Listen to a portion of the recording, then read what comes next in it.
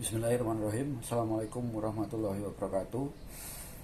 Ada seorang teman yang bercerita kepada saya bahwa anak sekarang Gen Z ini dalam beragama Islam terutama ya, itu sudah tidak mempan lagi untuk ditakut-takuti dengan dosa dan sudah kurang tertarik dengan diberi pahala.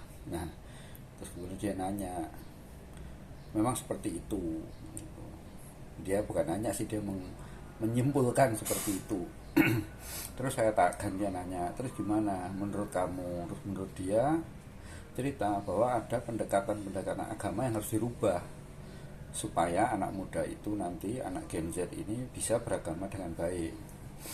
Dirubahnya gimana? Ya udah, nggak usah ditakut-takuti dengan dosa dan sudah tidak perlu diiming-imingi dengan pahala gitu. Menurut saya kita balik ke metode klasik ya dalam beribadah ya, dalam beragama kan ada tiga, jelas ini di kitab-kitab masyhur. Satu karena takut dosa, dua karena mengharap pahala, tiga karena ikhlas, karena Allah Subhanahu Wa Taala saja.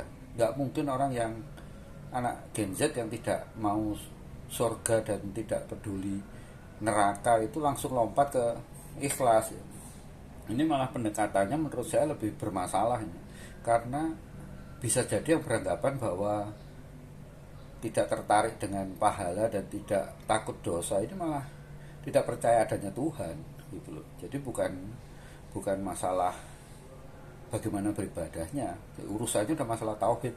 Kalau udah masalah tauhid itu udah balik lagi ke zaman jahiliyah di mana menuhankan arca atau yang lain, menuhankan sesembahan yang lain gitu, togut gitu.